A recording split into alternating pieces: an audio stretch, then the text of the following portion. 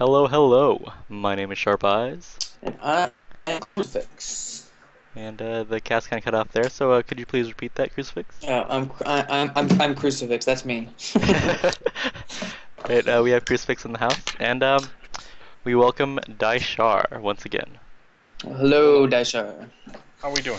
Dyshar, what have you been up to since our last coaching session? A little bit of StarCraft, a little bit of Eve, a whole Nice. lot of family. There we go. It's always good to have a family. As Yeah. without a family, you would Not you would not exist. exactly. Now, Or it Dyshar, would change to a whole lot of Eve and a whole lot of that's true. StarCraft. Yeah, that's true. Which isn't a bad thing. No, not bad. We always like to ask our coachees a question. So today's question is, Dyshar, what is your favorite type of upholstery? Upholstery? Mm-hmm. Mm. If you can't think of one, then you can opt for favorite type of ice cream instead. Normal, like, linen type cotton. I don't like leather or pleather or the fake stuff. And ice Uh, cream is chocolate. okay. The more you know. And that might, it might factor into our coaching today. So we'll see.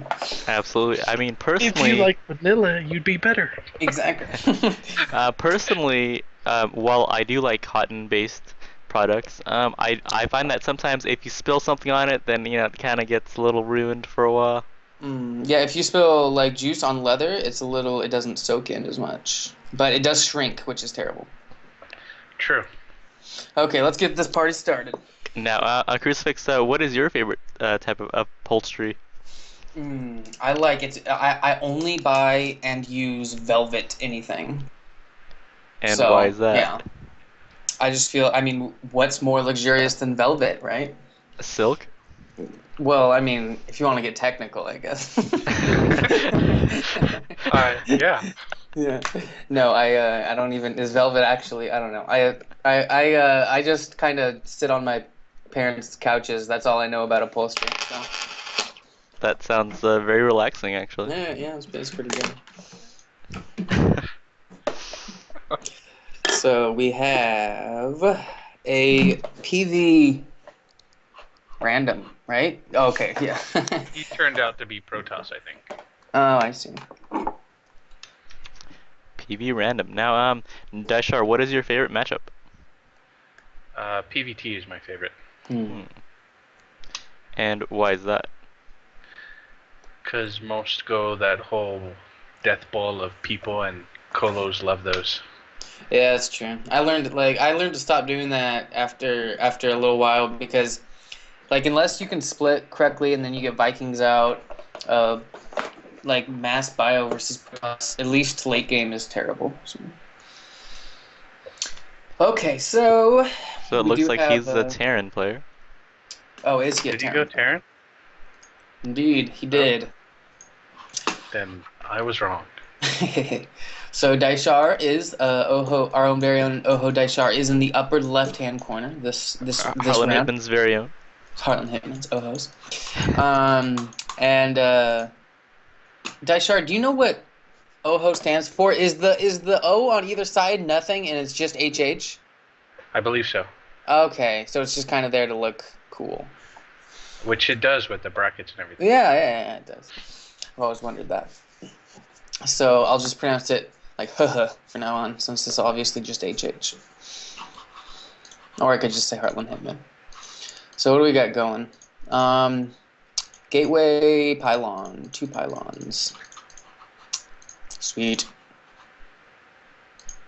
Followed by a cybernetics core. I like the more one base centric play since the last time we coached. No, not a one gateway expand.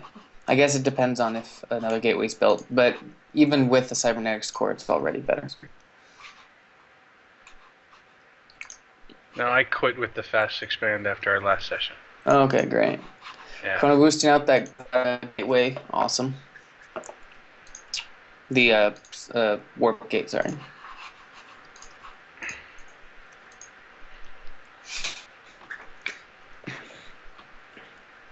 This is actually a very very interesting build. So it's a 2 gateway robo build. I just put stuff out. Hey, as long as you're spending your minerals, it's better than not spending them. So, and let's see, Chrono Boost could still be utilized a little more, but it's better than before for sure. Oh, don't worry, I'll forget about it in a little bit. Oh, okay, sounds good. Yeah. Little supply lock, but the pylon does go down pretty fast there. Okay, so I have a question. Do you follow any build order, or are you just putting down buildings and hoping that you'll get things right? I don't necessarily have a build order. I Mm. really try to concentrate on spending money building probes, and I try to get the whole 3 or 4 production buildings per nexus. Okay, Gotcha. cool. Is what I try to do. That's what I'm kind of focusing on. While that does help you, I think that if you try to follow a build order at least for the first maybe 5 to 6 minutes, I think that your timings would get a lot better.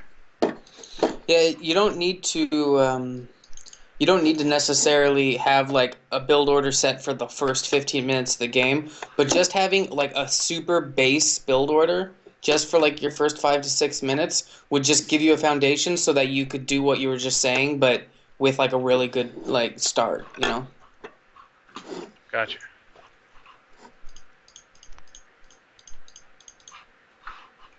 Yeah, because right now the Terran pretty much has nothing. I mean, he has a few Marines and one tank, and you're building up pretty nicely, but you're still on one base. And while one base play is relatively good, notice that you have a lot of minerals banked up. So usually in PvT, what the Protoss will do, correct me if I'm wrong, Crucifix, but they'll toss down two gateways and then toss down their nexus, and while continually producing probes and producing a pretty big army. Well, like, yeah, I mean, yeah, well, there's like, you either go, you know, one gateway expand, or you go like normal expand time, or you cheese. Like, those are the three options. Now, like, what you've done here, like, it's fine, but now you do have too much production for one base now, which is better than not having enough. But well, like I really like that you were doing more one base centric and that you're making units now. But you're gonna find that like you're not gonna have enough minerals for 5 gateways, or at least if you were utilizing them every time the timer was up, you wouldn't have enough. So like once you build 2 gateways and your cybernetics core and maybe your robo, like once you have those 3 to 4 buildings you need for your one nexus, go ahead and just expand then. Don't like unless you feel like you're gonna die really soon or your natural expansion can't be taken. Um, uh, you don't need to expand early, but expand after you've built enough production so that one base can't handle it. You know what I mean? Gotcha. Also, one more thing. You never want to be building Immortals blindly, especially versus Terran, since most Terran players will actually go Marine Marauder, and Immortals are actually just really bad in general versus them. They're good versus like a mech centric army comp, but Mm-hmm. Mm-hmm. you'd be better off taking up to a Colossi. Yeah, unless you see tanks and like a good number of them, don't necessarily build Colossi right away because a lot of Terrans just go Marine Marauder Medevac. Or they may add some tanks in there, but not enough so that like Immortals would be better than a fast Colossi. Gotcha. Or a faster Colossi at least. So like he only has one tank here. You should be able to clean this up, I think. Depends on how. Um, I would have liked to see the Zealots concentrate down the tank. Okay, great. That's what he ends up doing.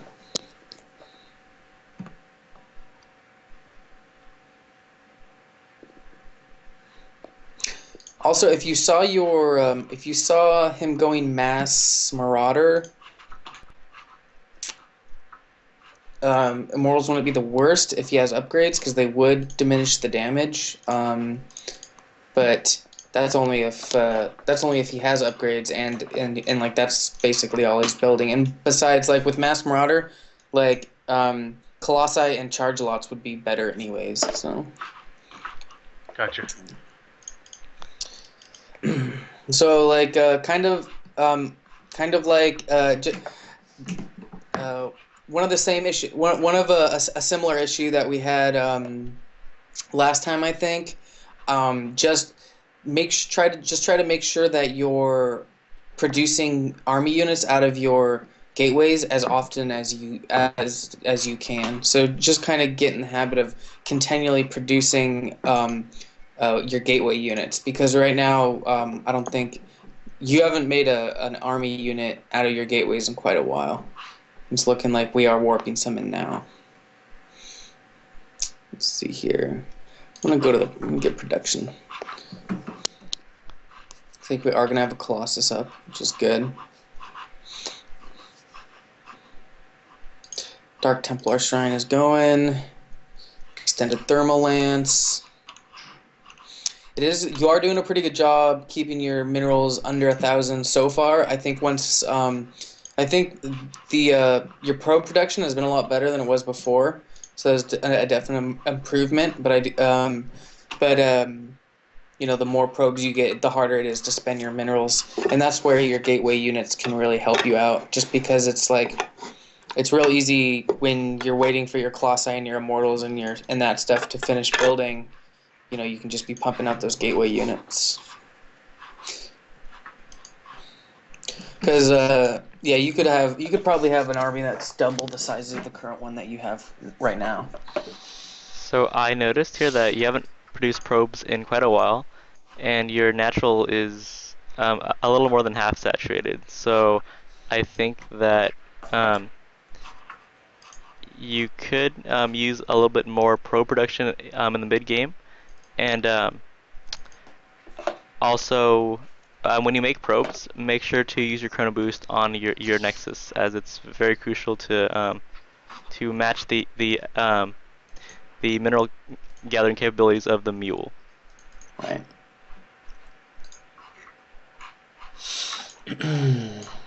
So it is looking like the Terran player's now on 3 bases, only 2 mining though. Oh, Dark Templar going into the natural. I didn't even notice until just now. And doing good micro there. Oh, he could lose lots of these tanks. 1, 2, 3, 4. Ah, and they're gone. But that was good. Good harassment. It does look like the micro that the Dark Templars took hurt your production a little bit. The army size of yours is still pretty small, because I mean it is good that you have 3 Colossus out, but there's not really enough of a death ball situation going to protect your Colossi. Yeah, yeah. I have 2 observers down here. Mm-hmm. So I've been kind of keeping an eye on what he's doing. Oh, come. So I when I had enough to defend in case he backdoors a little bit, I felt it was alright to do a little bit of DT work. Okay, I see.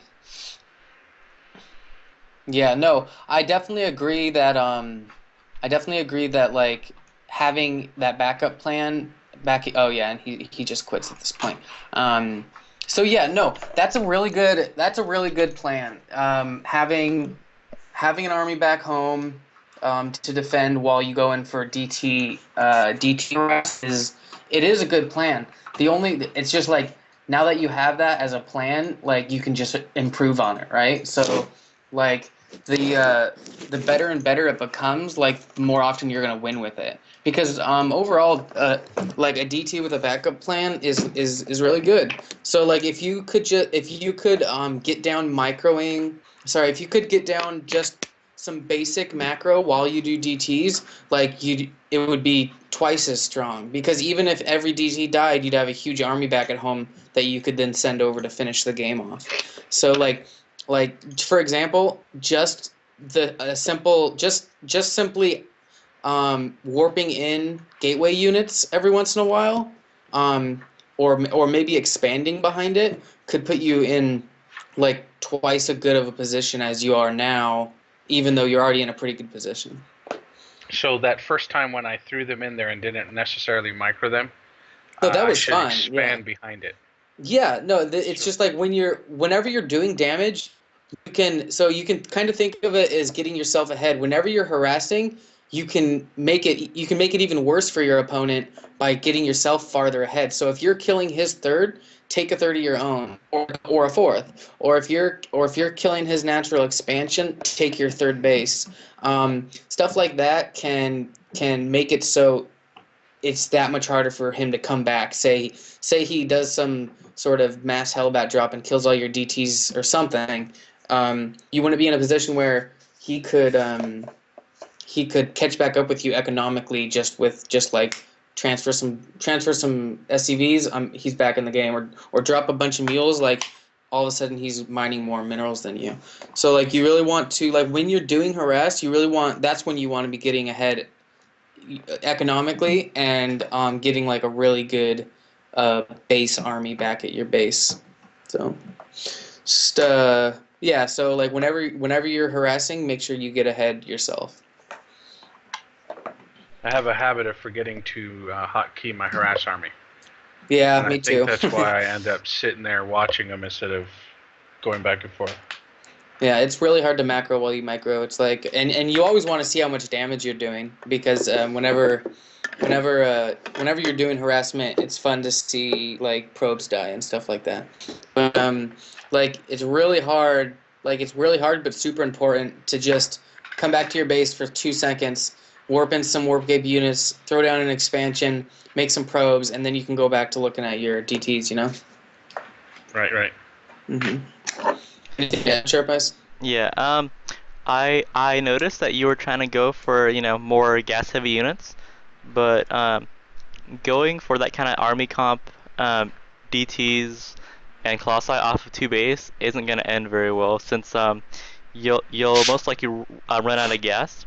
So what you want to do, and this might be too advanced, but sometime after you saturate your natural, get a third up, and then as soon as you grab that third, put a pylon and put maybe 4 to 6 cannons outside it. So basically, not only are you spending that extra mineral that you're accumulating mid game, but you'll be able to secure 6 gases, which will definitely help you um, get that death ball that everyone's so afraid of.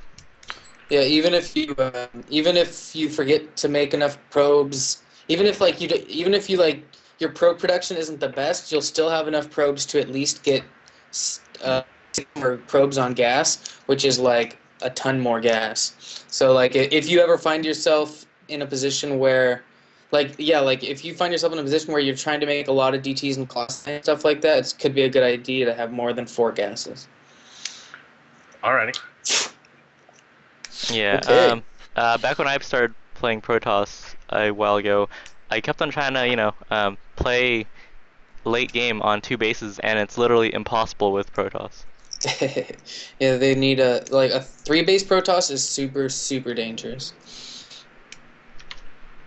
Okay, let's go ahead and go on to the next replay. Oh, sorry.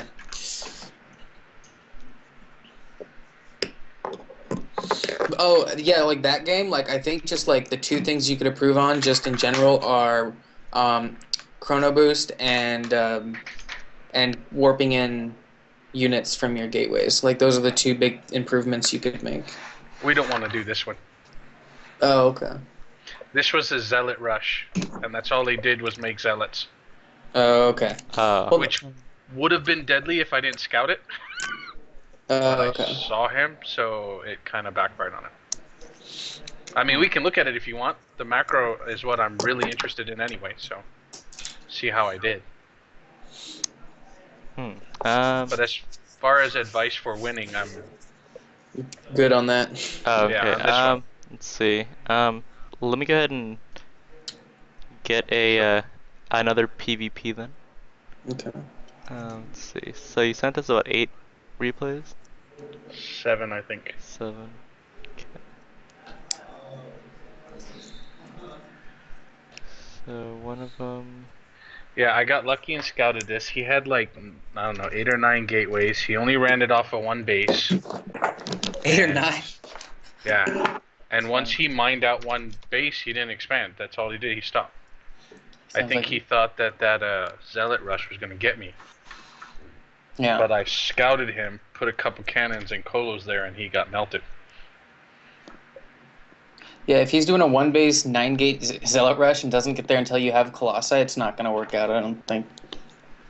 Okay. Go ahead and leave the lobby, and then we'll do another one. Okay. So what about this one? PvP Ramon PJ. Ooh, he fast void raid me. I'd love some advice on this one. Okay. Sounds good. Yeah, DTs. No, I'm kidding. this one did not go well for me. Ramon PJ. Now, Ramon. was he wearing PJs during this match? His zealots were, yes. Oh, that's cool. He hacked it. I don't know what happened. I would buy that skin if like they offered it for some DLC. Okay, let's see. So he void ray rushes, huh? You don't see that too often anymore. Like you saw it in Wings of Liberty because they didn't have an Oracle, but nowadays it's all about the Oracle rushes. I've But Now in never been Protoss Oracle. versus Protoss, the void rate was actually really good because versus gateway composition such as Zealot Stalker, void rays will melt stalkers, and then your zealots will just be running around. and like and Oracles are so fragile that stalkers could take them down real easily. Yep. I see. Void rays are underestimated, I think. I think they're quite good, but they're not that good until you get like 4 of them. But once you get like 4 or 5, like void rays get really good. Yeah. No one's afraid of one void ray. Yeah, That depends on when they show up. that's true. If they showed up right now, it'd be pretty bad. Right. So let's see what he does. Is this? No, that's you. Let me go over to him. So he gets two gases real early. Forgets to put probes on him for a second. Still doesn't have probe. Only has 2 gases mining. There's a third. This could be on purpose, but if it was, like, then why did he build the gas like this early if he's not going to even mine from it for so long? And he's actually cutting probe production, and he trapped one of his probes. Did he really? I think Yeah. he did. Where is it? Oh, inside the little pocket there? Yeah. Yeah. Yeah, strange. But it is looking like he's eventually going to fill up that gas. So at this point, I think Dyshar is clearly in the lead. I mean, he has 22 probes to his, 18, 19 now, and Yeah. Dyshar hasn't trapped any probes, so That's true. that's Oh, one it more comes probe in on. with the mothership core harass. The time warp like this, it's looking like I think your reaction to that was a little slow. And I only say that because like I mean you don't necessarily have to pull all your probes because that's that's worse than him killing some. But I think like when you saw the time warp go down, it actually might have been more economical to just get them out of the time warp, possibly.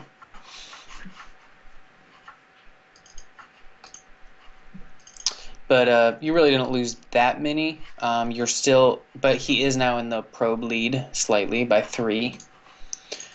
He does start getting his void rays out now.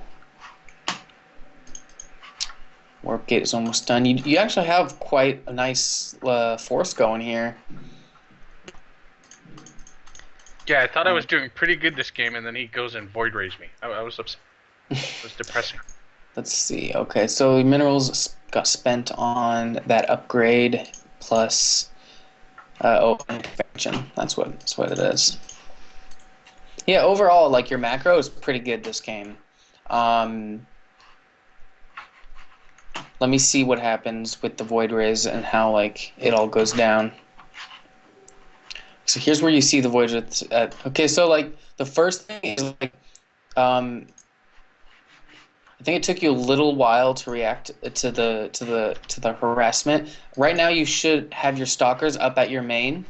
Now that you saw that happen, because it's more important to defend that. And now that you know he has Void Rays, like the first thing is to pull your unit that can fight air like up to where he was harassing.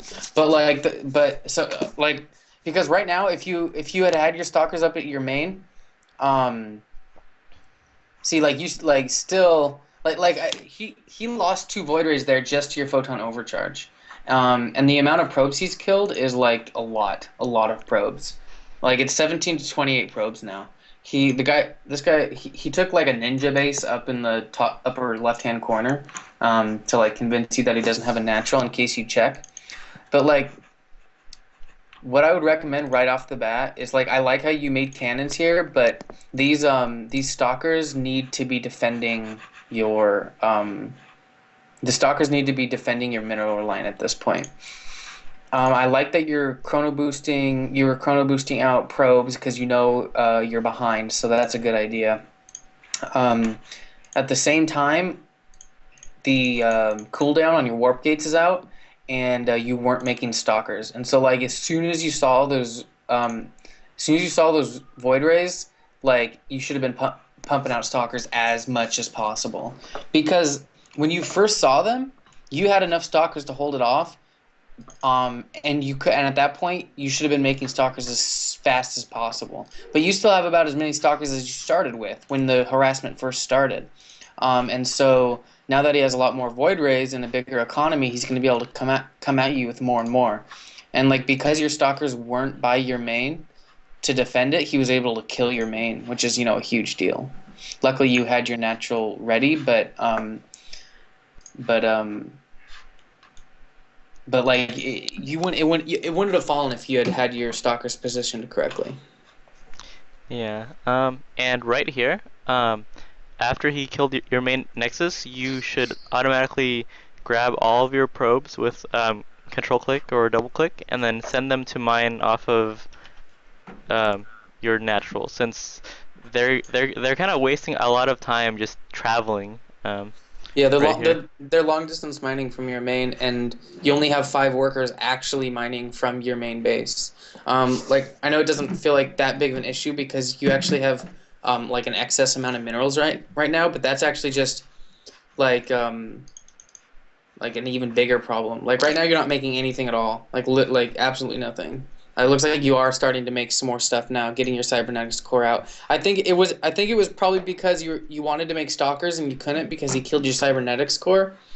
Um, but like I don't, you weren't making probes either, and I think you're kind of waiting for your nexus to finish. So like what you could have maybe done is thrown down a couple more gateways, thrown down a cybernetics core as soon as he killed it, um, and then worst case scenario, you have to make zealots for a little while until you get your cybernetics core back up. But at least you're making units. Yeah, and looking at your vision here, I see that you actually haven't seen anything outside of your natural, which is a pretty big deal in PvP.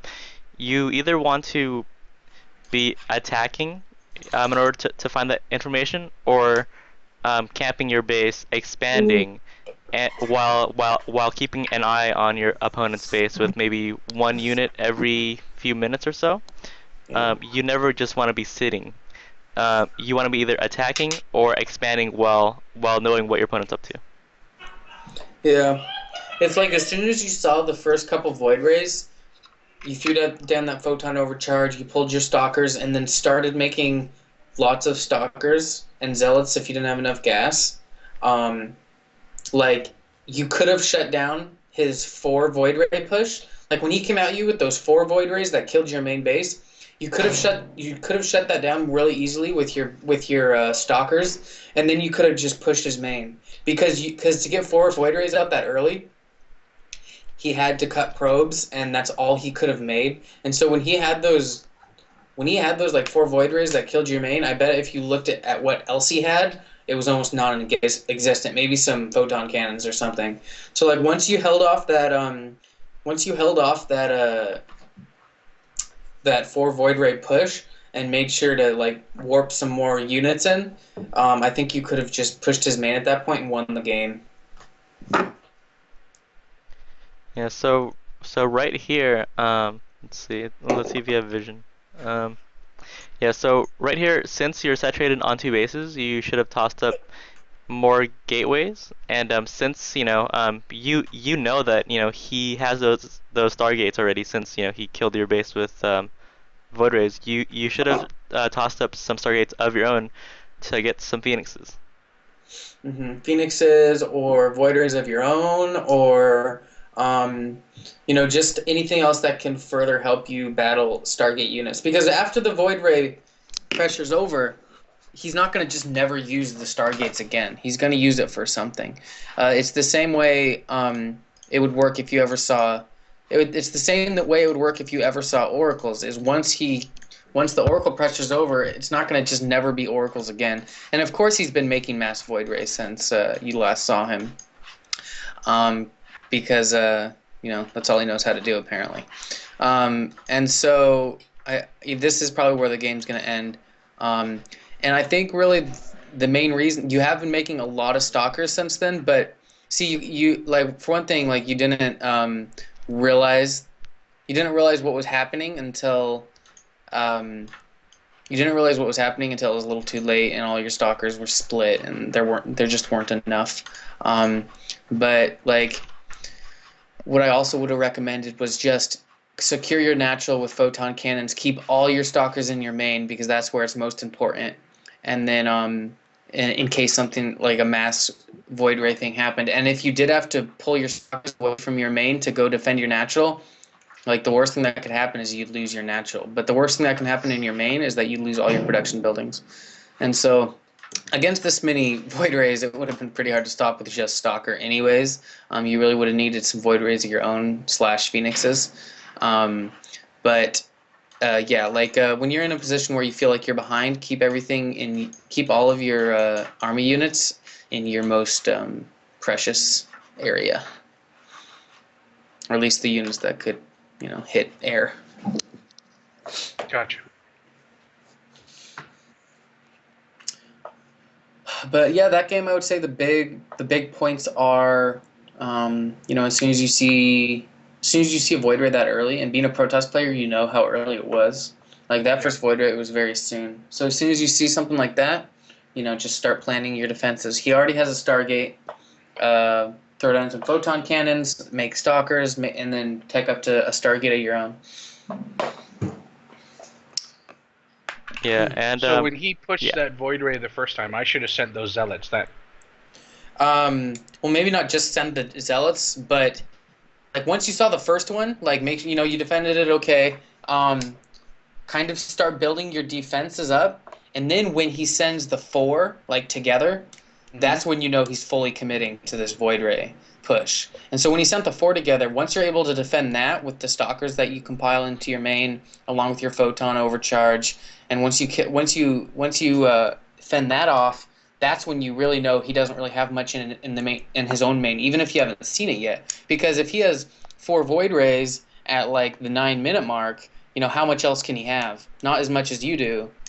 Because he's not going to have like a real army like you do, because he's been making void rays. And then if it doesn't work out for him, and he didn't kill your main, and he probably lost a couple of them, then you're going to go over to his main base and his natural expansion, and you're just going to kind of roll over it, because he's going to have the 2 void rays. He's going to have the void rays left, and maybe like a couple zealots or something, because of how hard he pushed into those void rays. Gotcha. Yep, and also notice that he has a hidden base for the entire game.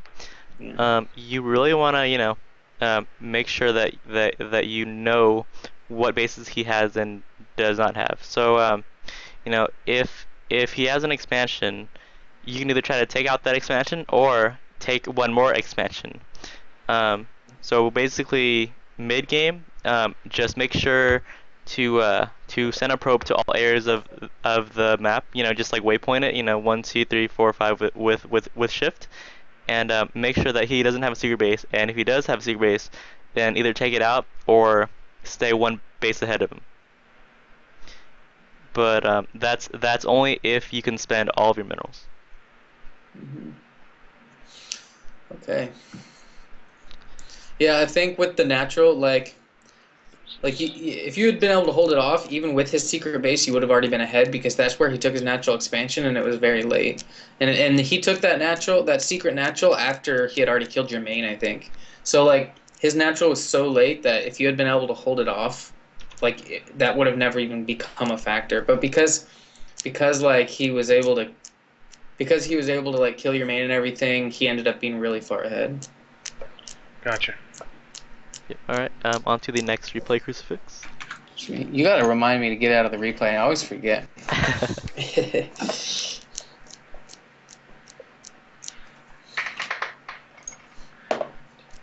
I was bad about that last time, so I get out pretty early now. Yeah, I'm just gonna get out as soon as we get in. Then I really won't miss him.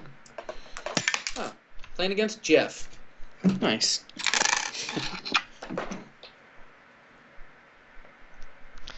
Now, Crucifix also played against Jeff earlier today. I did. I don't think he was the same guy though.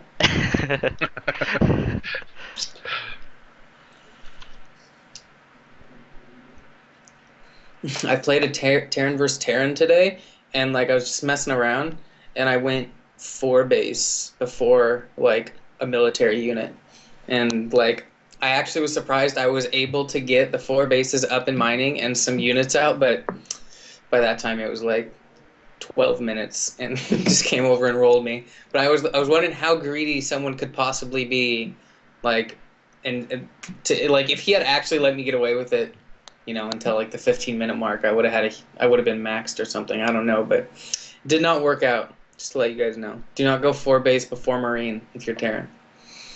No. So the interesting thing here is that the blue player Jeff is actually talking quite a bit early game. This could indicate him being a very nice person, or him trying to cheese. Because he's trying to distract you into missing probes. But I don't know. Distract me. Ah. You'll see my minerals get a little high. In early game like this, it doesn't normally do that. Right. Yeah, I used to cheese quite a bit, and I would employ this same tactic. Just like, hey, how's it going? Do you like pizza? We used to call him Sharp Cheddar instead of Sharp Eyes because of how much he would cheese. No one called him that. I just made that up. Okay, so let's see. Let's see units tab. It's looking like our Zerg players a couple drones ahead, which they will usually be because of just the way they're able to make 2 at a time. But chrono boosting probes out usually allows Protoss to keep up. Nice wall going. I like that. So this is actually a very odd build. It's a forge fast expand without the expand. Now, while this is relatively okay, I think it actually sets you far behind the Zerg player. Yeah, well, like I understand it, like because if they were to try to not 10 pull you, like the cannon would shut it down completely. Man, this zealot really wants in the base. Like if you tried to 10 pull you, it would shut it down completely. But like the fact that the forge is there so early, you could just like do it with 2 gateways and a zealot and a few and be able to make more army units, and you wouldn't need the forge that early, and then the cannon would become unnecessary because you're able to get army units out instead. Like you don't have to do a forge fast expand, but you don't necessarily need to do the forge and the photon cannon like at all. Yeah, so right now looking at the units tab, the Zerg player has almost twice as many workers as the Protoss. Yeah, it's 25 probes to 38 drones, and that's because he went hatchery first, or maybe hatch after pool or something. Yes. And the larva injects are actually pretty good from the Zerg player. Yeah. So basically, I mean, versus Zerg, either you go for a 1 base all in, or a fast expand, or a gateway expand. You never want to do a forge fast expand on one base because you're pretty much just um, setting yourself so far behind that the Zerg can pretty much do anything and still beat you. Yeah, like one bit like a normal expansion time is fine. Like if you want to make sure you're spending your minerals, which actually your minerals are a little bit high, even on one base. Um, but like a normal expansion time is fine, but like right now is a very late expansion, like very late. Like I don't know if you were trying to do a 4 gate, but if you are trying to do a 4 gate here, you need to make sure to look up the build order for it because this is not it, like for sure. Because like a 4 gate hits at like 6-7 minutes or something like that.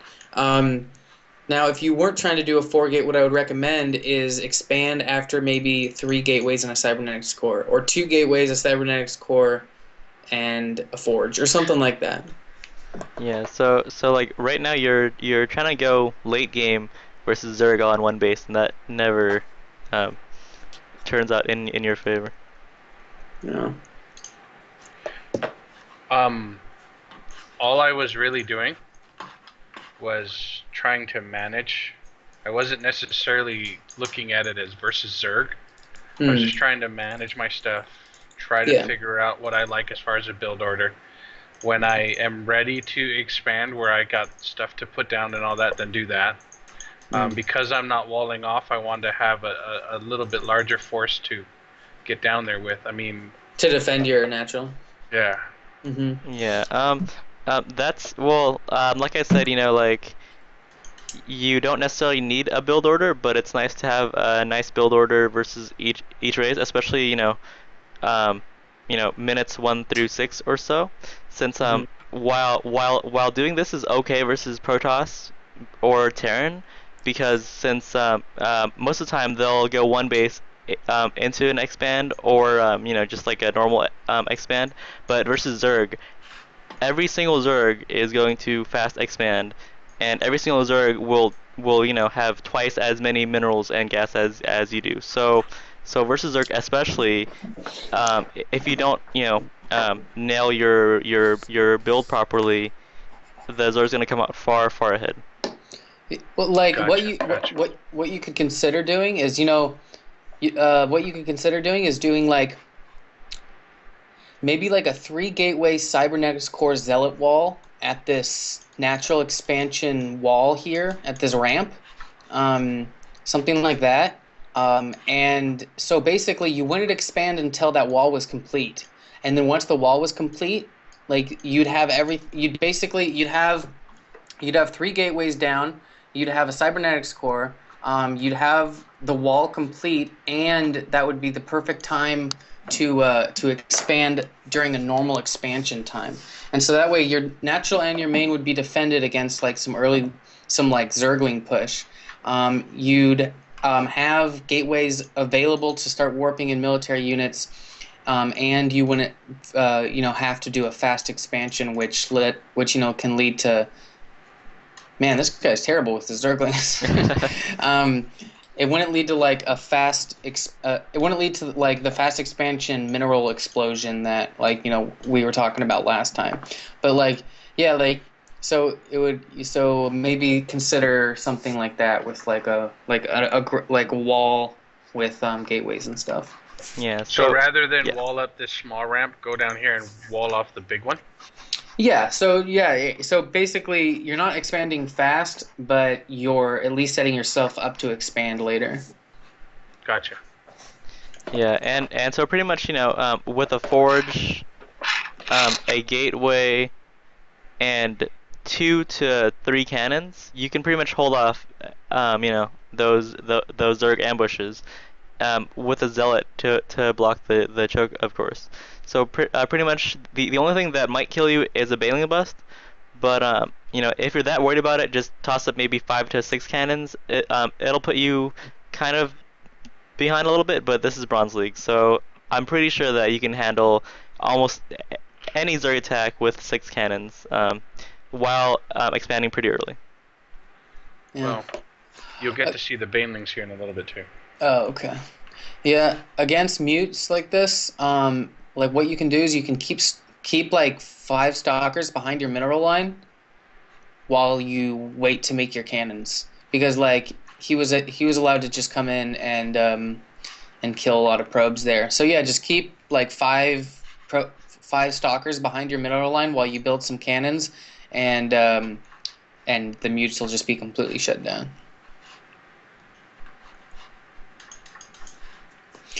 The map control that the Zerg has is pretty crazy.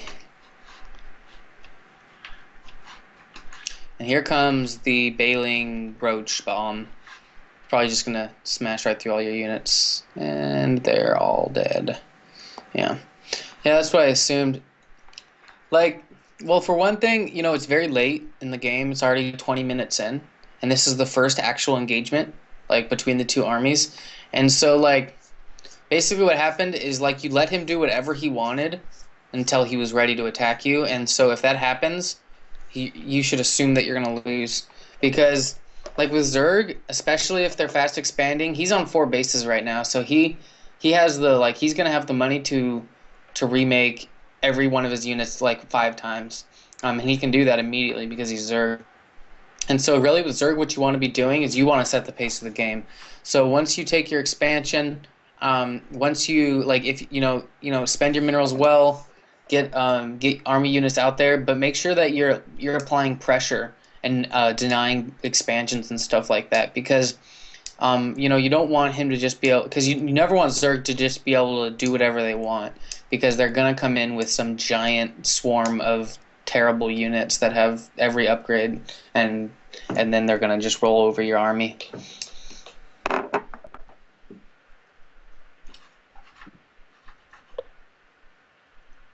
Yeah, and the fact that he has Burrow here, like there would be, like, I like that you got Colossi out, but the fact that he has Burrow here, oh, and he just kind of killed it on the lower ground there. But, like, the fact that he has Burrow means that he's, like, these roaches are gonna, like, be, like, double roach. Look at all these Zerglings. That's pretty funny. Yeah, so the game should end here.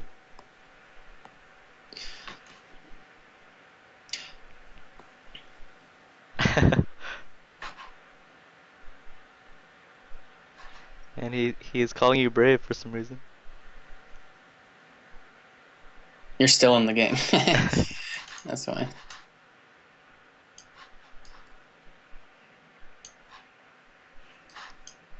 It is fun to watch. The photon overcharge, like, I think these Zerglings might die before. Oh, and then here come the roaches. Let's see if we can kill these two. Yeah, I think it might be over. And here comes the next wave of Zerglings. Yeah, I mean your Zerg opponent was actually pretty good, like, for bronze, at least, I think. Like, I'd say he's better than the average bronze player Zerg. So, like, you were, like, in for, like, a hard game anyways. But I think, like, the main thing that happened here was just the fact that you waited so long to take an expansion that by the time, like, you got that all ready to go and you got some units coming out, he was already, like, 3 bases with, like, Bailing's Nest up and everything. And so just, like, it is good to concentrate on one base, like we were saying, but I think, like, you took it, like, a little too far. Like, you made 5 gates and a cybernetics core and a robo and then expanded after you got a lot of army units out as well. And I think maybe kind of meet yourself in the middle there. Like, get some units out, get a couple gateways, get your cyber core down, like, stabilize your main, and then go expand. If you can do that while producing units. Yeah, as Crucifix was saying in the last coaching session, if you want to go one base, then you have to attack them. You never want to go one base and then try to wait until late game, because that's putting you at a disadvantage. Yeah. One thing I think would be really good for you, Dyshar, that you could start trying to do is go one base. Maybe look up like a 3 gate build order. Put pressure put pressure on your opponent with your early units while taking an expansion. So that way you're concentrating on your one base play, you're applying pressure, you can use those units. So basically while you're applying pressure, you're also scouting, right? So because just naturally you're going to be over there, so you're going to see what's going on. So like, build some units, apply pressure while taking your own expansion, and that way you can always apply early pressure. You can always find out what's going on while like securing yourself at home. Alrighty. Okay.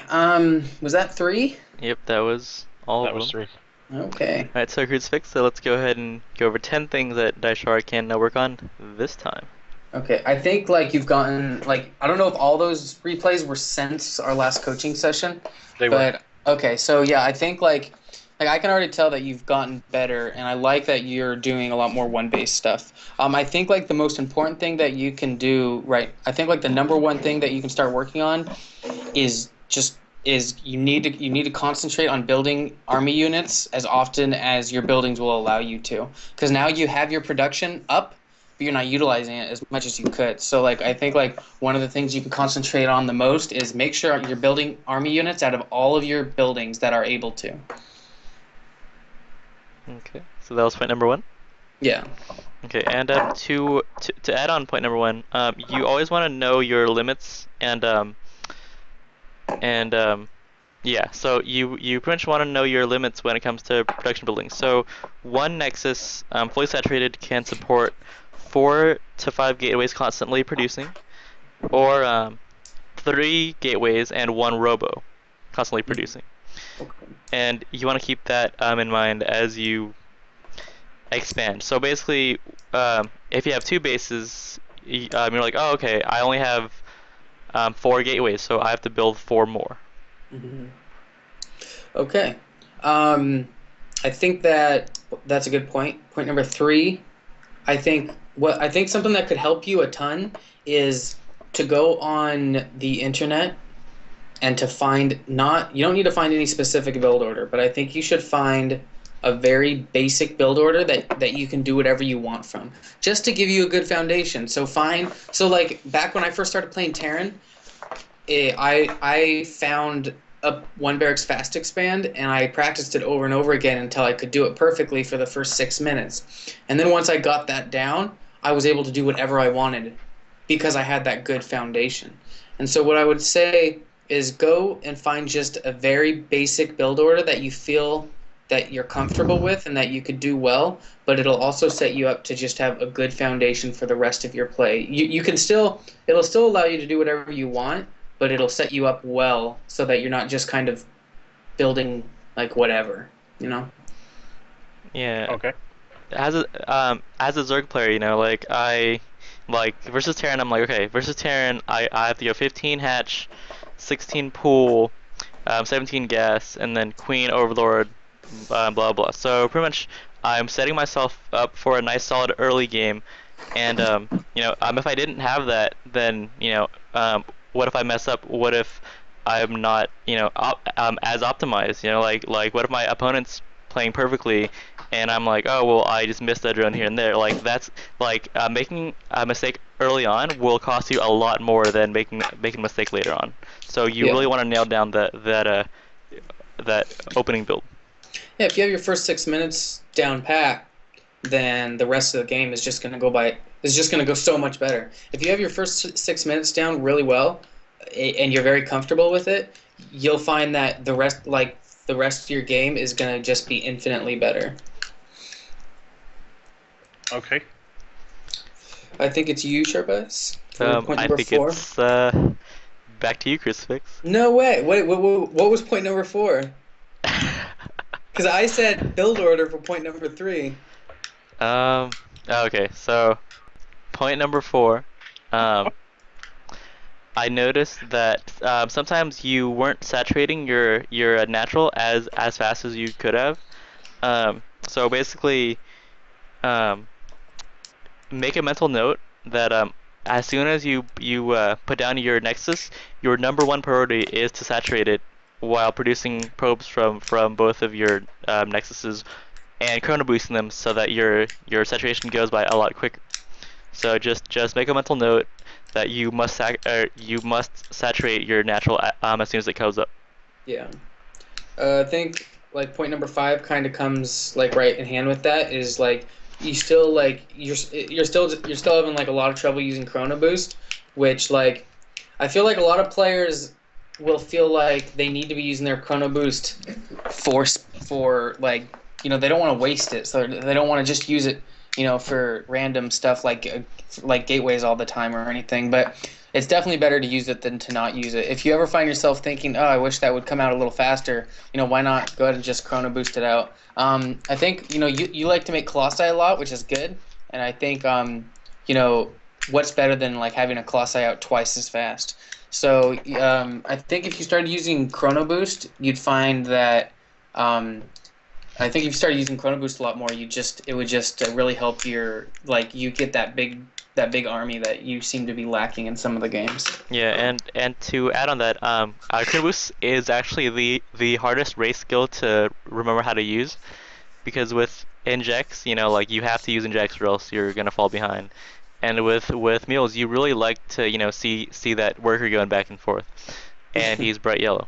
But with Chrono Boost, it's just kind of like, well, like, you know, um, um, It's still gonna build whether I use it or not, so it's easy to forget to do it. yeah. So what you want to be doing is making mental notes. It's not good enough to say, oh well, I need a Chrono Boost more. Like it's not like that.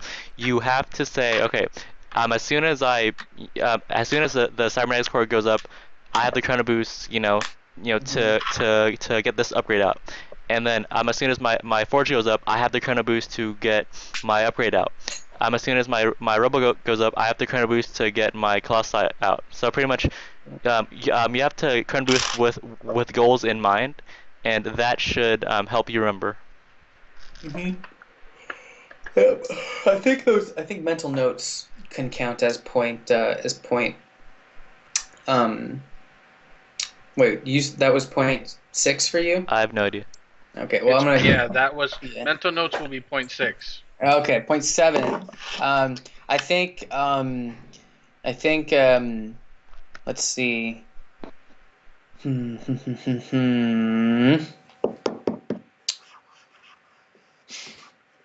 I think maybe you should work on. I think you should work on your reactions a little bit. It seems like when something happens in the game that you're not expecting, you freeze, and that's like, and it's that you're actually supposed to. That's when you want to be. That's when you want to be your APM to be the highest. Is when something unexpected happens because you want to be able to fix the problem as soon as possible. So like for example, when those void rays came in, for about 5 seconds, like nothing was being produced because it was so crazy. Um, what I would recommend is like as soon as something unexpected happens, just like um, think to yourself, okay, like, I know this is going to do damage. Just what is the counter? Like kind of try to just set back for a second and think, okay, it's void rays. I need to get air. I need to get something that hits air, and then immediately start making those stalkers. Because if you don't, and you do eventually clean it up, you're going to be even more farther. You're going to be even farther behind. So you never want harassment to make you stop macroing. Because if you do, then his harassment is twice as effective. Yeah, and to add on that, Day9 always tells his viewers, whenever you're being attacked, make units. Make a mental note. To make units whenever you're being attacked. Since like logically speaking, it's not very natural to it's like when someone attacks you, you're like, oh crap, I have to use my units to to defend. But you have to make units first. Yeah, you have to make units as well because you're going to be losing units in that battle. So you just like you want to be replacing your army as fast as possible. I would say make units whenever you are being attacked can be point 0.8. So point 0.9. Your pro production is better. It's definitely better. I think that it can get even better though. Using those other points like Chrono Boost and everything is going to help even more. But like that one game where The Zerg was so far ahead the Zerg was so far ahead in probes because of his fast expansion and everything. Um, I think that making sure if you are going to be doing a little bit more one base play, which is fine, that's good, but you need to make sure that you're making every single probe as fast as you can because otherwise it'd be hard to keep up. And point number 10, I don't know if it's because of the sample size or not, but I noticed that you play very defensively, so you make units sit at home and then wait until your opponent attacks you, and if that attack fails, then you'll build up more and then eventually try to win with that. But if that attack succeeds and then it's over. So I have to ask, are you a defensive player? Typically. Yeah. Okay. So yeah, so as a defensive player, um um I'm gonna try to tell you not to one base as much because one base play is aggro play. So basically you can either one base and play aggro or two base and play defensive. Yeah, like I would like we were saying before. I think being defensive is probably what's keeping you in bronze because like almost all bronze players do the same thing. They sit at their base until they're ready to attack, and then they'll attack with a big force. Like that Zerg, he basically did the same thing. He kind of sat around getting expansions, getting his units ready, and then at the 20-minute mark, which is very late, he went and attacked you. And what I would recommend instead is have you should always be setting the pace of the game. So do that one base play, attack after you get some units, get a good ball of units, and then while you're attacking, take your natural expansion, and that way, it's a lot more on you than it is on them to attack, which is always where you want to be. Yep. And It's point 11 there, sharp eyes. point 11 is well, since this is the end of the coaching session, we bid you good night. Yes, we do. All right, guys. Thank you. Okay. All right, once again, my name is Sharp Eyes, And I'm Crucifix. and that is That's Dyshar over there. hello. Hello, hello. All right, and until next time, everyone, Keep on playing. keep on playing Indeed. Indeed.